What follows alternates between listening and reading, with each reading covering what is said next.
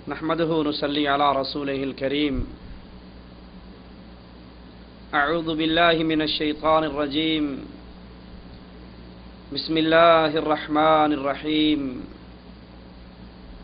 قل هو الله أحد الله الصمد لم يلد ولم يولد ولم يكن له كفوا أحد.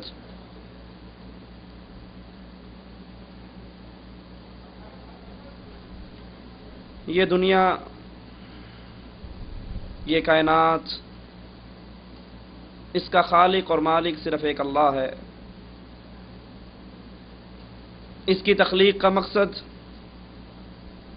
وما خلقت الجن والانس، مالک فرماتا ہے میں نے انسان اور جن کو پیدا کیا صرف اپنی عبادت کے لیے. اللہ کی مخلوق، اللہ کے بندے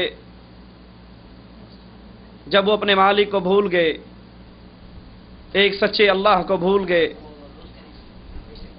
اس کی عبادت کے اندر، اس ذات کے اندر، اس کی صفات کے اندر غیروں کو شامل کرنا شروع کر دیا، تو پھر مالک نے اپنے بندوں کی ہدایت کے لیے انبیاء کا سلسلہ چلایا.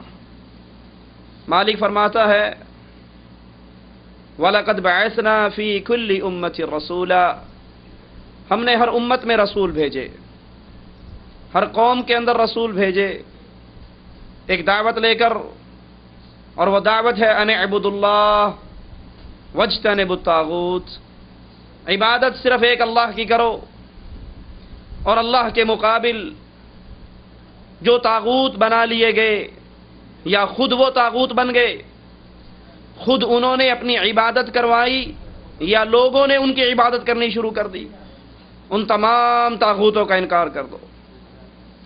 انبیاء کا یہ سلسلہ چلتا رہا، انبیاء آتے رہے، زمین کی اصلاح ہوتی رہی، یہاں تک کہ محمد الرسول اللہ صلی اللہ علیہ وسلم تشریف لائے، اپنی قوم کو اکٹھا کیا، پہاڑی پہ چڑھے، اپنی ذات ان کے سامنے پیش کی اور کہا میں نے تمہارے اندر 40 سال گزارے، هل وجدتمونی صادقا او کاذبا، مجھے سچا پایا یا جھوٹا؟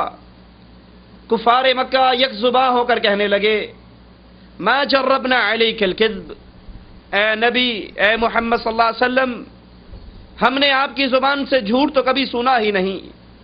ہمارے نبی علیہ الصلوۃ والسلام نے کہا جب مانتے ہو کہ محمد کی زبان جھوٹ نہیں بولتی تو آؤ تمہیں ایک سچی دعوت دے رہا ہوں. قولوا لا الہ الا اللہ تفلحوا تملکوا العرب والعجم، لا الہ الا اللہ کی دعوت کو قبول کر لو، اللہ کی سچی توحید کو مان لو. یہ لات، یہ منات، یہ عزا، یہ ہبل جن کو کفار مکہ اس وقت پوجا کرتے تھے، ان کے سامنے سجدہ ریز ہوتے تھے، ان کے آگے نذر و نیاز پیش کی جاتی تھی، ان کو مصیبتوں میں پکارا جاتا تھا. اللہ کے نبی صلی اللہ علیہ وسلم نے کہا قولوا لا الہ الا اللہ تفلحوا تملکوا العرب والعجم، ان سب کا انکار کر کے، لا الہ کی تلوار چلا کے، ان سب سے آزاد ہو کر الا اللہ کے پابند بن جاؤ کہ ہم صرف ایک اللہ مالک خالق رازق اسی کے بندے ہیں اور اسی کی عبادت کرتے ہیں. تفلحوا، تم فلاح پا جاؤ گے، عرب و عجم کے مالک بن جاؤ گے.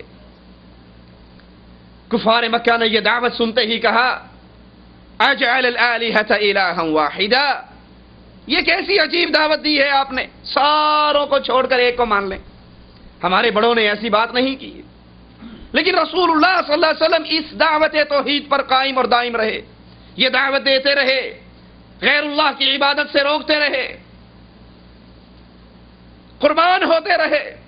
آپ کے صحابہ قربان ہوئے، آپ نے قربانیاں پیش کی. وہ صادق اور مصدوق، وہ امین جس کو کفار مکہ اسلام لانے سے پہلے بے بہا پیارے ناموں سے پکارا کرتے تھے، کبھی صادق کہتے، کبھی امین کہتے، امانتیں رکھواتے، جھگڑوں میں فیصلے کرواتے.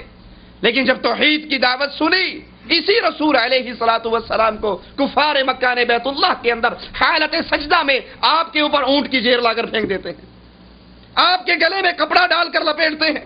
ابو بکر دوڑتے ہوئے آتے ہیں، رسول اللہ کو چھڑواتے ہیں اور فرماتے ہیں کیا تم اس شخص کو قتل کرنا چاہتے ہو جو کہتا ہے ربی اللہ؟ لیکن رسول اللہ صلی اللہ علیہ وسلم دعوت توحید پہ قائم اور دائم رہے. صحابہ پر ظلم و ستم کی چکیاں چلتی رہی. کہیں تو صحابہ کو تپتے ہوئے ریت پہ لٹایا گیا, اوپر پتھر رکھا گیا, اور زبان بلال کی کہتی رہی احد احد احد. کہیں خبیب کو انگاروں پہ ڈالا گیا. کہیں اللہ کے نبی اہل مکہ سے نا امید ہو کر اہل طائف کے پاس جا کر کہتے ہیں قولوا لا الہ الا اللہ, اور وہ اس نبی علیہ الصلوۃ والسلام کو اتنے پتھر مارتے ہیں کہ آپ کے سر مبارک سے خون نکل کر آپ کے قدموں میں جم جاتا ہے. آسمان سے فرشتے اتر آتے ہیں, اے نبی علیہ الصلوۃ والسلام اجازت دیجئے, پہاڑوں کا فرشتہ ہے, ابھی پہاڑ گرائے گا, اہل طائف کو پیس کر رکھ دے گا. آپ نے کہا نہیں, مجھے امید ہے انہوں نے مارا ہے تو ان کی اولاد ضرور لا الہ الا اللہ کا اقرار کرے گی. کبھی کفار مکہ گروپ بنا کر, کمپنی بنا کر ابو طالب کے پاس آتے ہیں اور کہتے ہیں ہمارا کوئی کمپرومائز کروا دو. 6 مہینے ہم ان کے اللہ کی عبادت کے لیے تیار ہیں, اگلے 6 مہینے یہ ہمارے بتوں کی پوجا کے لیے تیار ہو جائے. رسول اللہ صلی اللہ علیہ وسلم نے کوئی کمپرومائز نہیں کیا, کبھی اہل شرک کو برداشت نہیں کیا, اور کھری لا الہ الا اللہ کی دعوت دیتے رہے. اسی میں وقت گزرتا گیا, یہاں تک کہ اللہ نے اس دعوت کے نتیجے میں, اس توحید کی محنت کے نتیجے میں, اس سچی عقیدے کی محنت کے نتیجے میں اپنی رحمت سے مسلمانوں کو مدینے کی سرزمین عطا فرما دی. اللہ کے رسول صلی اللہ علیہ وسلم کفار نے پھر گھیرا کیا.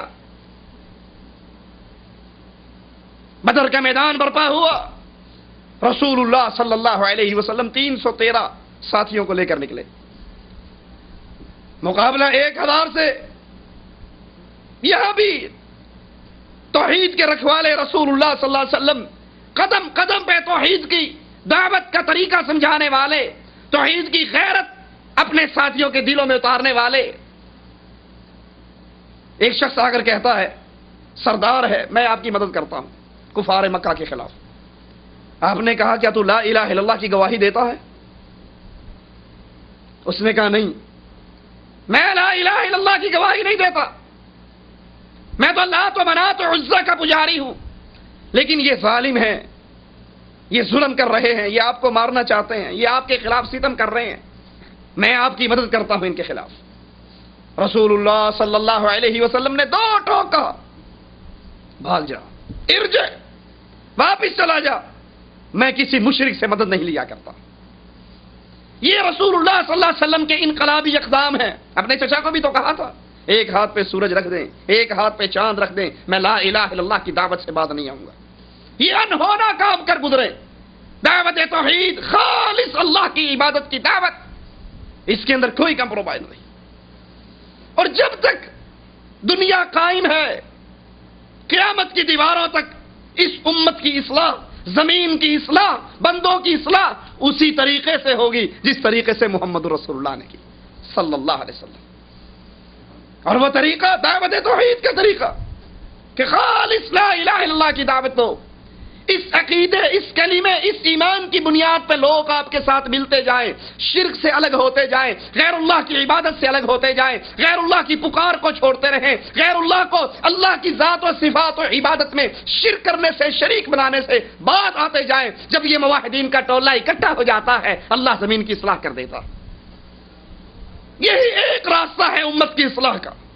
امام مالک رحمت اللہ علیہ, اہل سنت کے امام, بڑی عجیب بات کہا کرتے تھے کہ اس امت کے آخری لوگوں کی اصلاح بھی اسی طریقے سے ہوگی جس طریقے سے اس امت کے ابتدائی لوگوں کی اصلاح ہوئی.